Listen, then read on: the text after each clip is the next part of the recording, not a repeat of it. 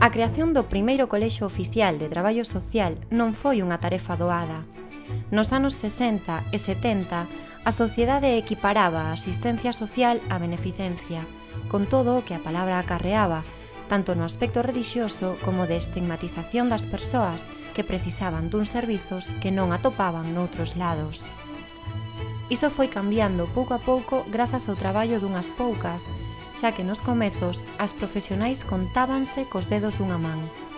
Todas elas estaban dentro da Asociación Rexional Galega de Asistentes Sociais, o ARGAS, que en 1968 emite o seu primeiro boletín informativo. Os avances fóronse sucedendo e xa en 1977 hai unha proposición no Parlamento para que se regule o traballo e se elimine da Constitución o concepto de beneficencia. Os anos seguintes foron claves. En 1981 disólvese o ARGAS e en 1982 constitúese o primeiro colexio oficial de diplomados en traballo social e asistentes sociais de Galicia, na rúa Alfredo Brañas, en Santiago de Compostela. A importancia de ter por fin un espazo físico foi celebrado como unha auténtica victoria por as traballadoras sociais. A esas victorias se sucederían outras como a conversión da profesión nunha disciplina científica e que todos os concellos pasaran a ter unha traballadora social.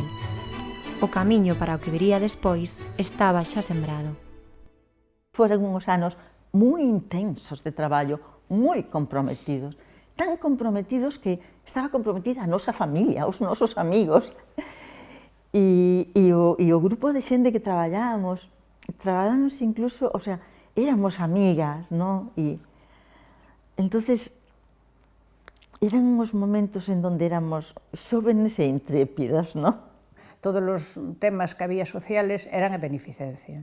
E realmente aquí os servicios sociales estaban máis da Iglesia, das congregacións religiosas, e era a mediados dos 70 xa empezou a haber un movimento asociativo forte para conquerir, cando morreu Franco no ano 75, era cando España e Galiza se tiña que poñer un pouco en orden con Europa, non? Porque non había nada. Foi cando naceu de pensionistas ou de discapacitados, etc. etc. Entón, eu podo fixar unha data pois, a partir da morte de Franco, non? Ou un pouquiño antes, cando xa había movimentos asociativos moi fortes ligados á situación social do Estado español. O traballo era un traballo efervescente de humanizar o hospital por dentro, darlle protagonismo e voz a unhas persoas moi deprivadas socialmente. As expresións normais era que é un subnormal, é un discapacitado, é o tonto do pueblo, o sea, eran os términos utilizados con naturalidade.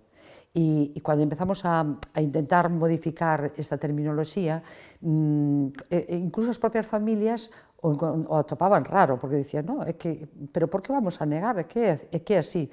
Digo, bueno, sí, é así, pero é así que unha persona que forma parte da sociedade igual que os restantes e que non temos que utilizar lenguaxes de estigmatización.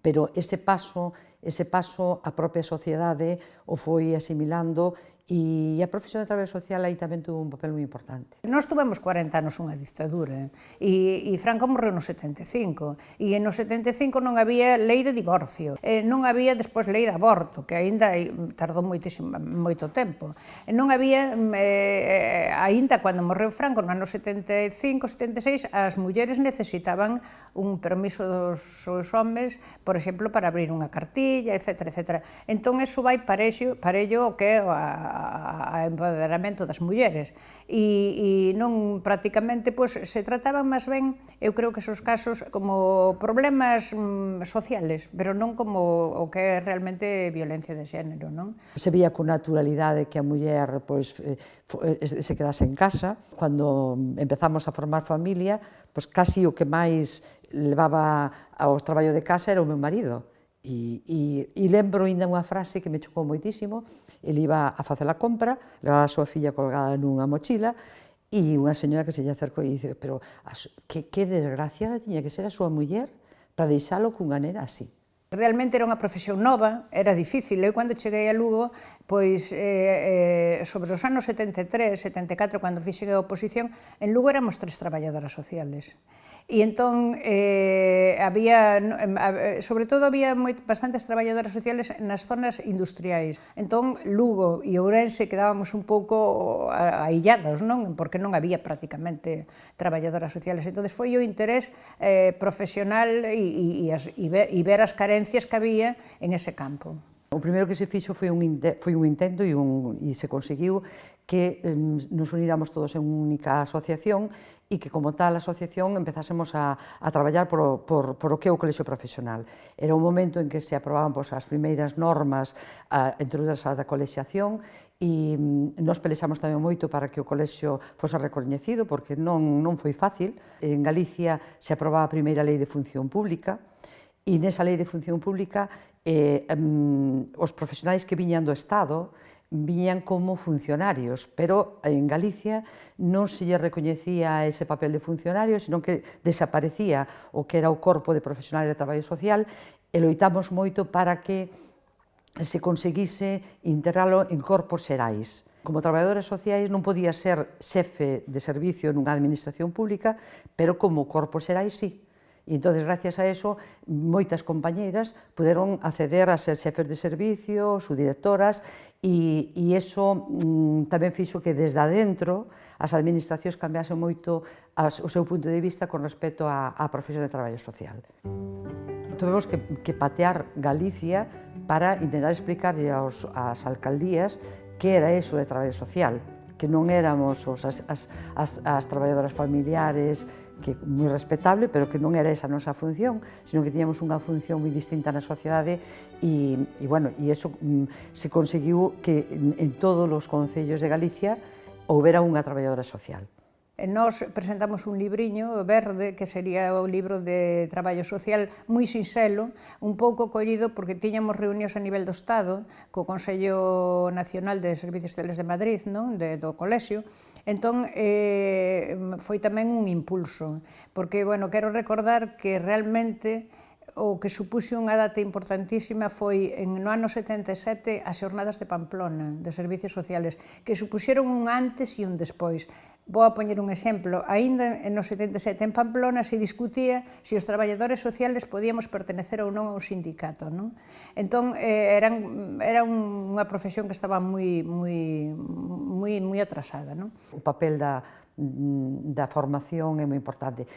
Os colexios profesionais neso teñen un papel e tuveron sempre moi importante dunha formación permanente.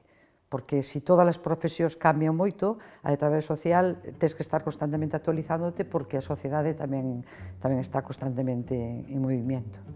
Para min, o traballo social é axuda que se pode ofertar á sociedade, á xente, para que se integre no mundo no que vive, e un pouco que facer a xente que se faga partícipe de os problemas que ten a sociedade e axudala, orientala, máis que axudala, orientala un pouco en ese campo.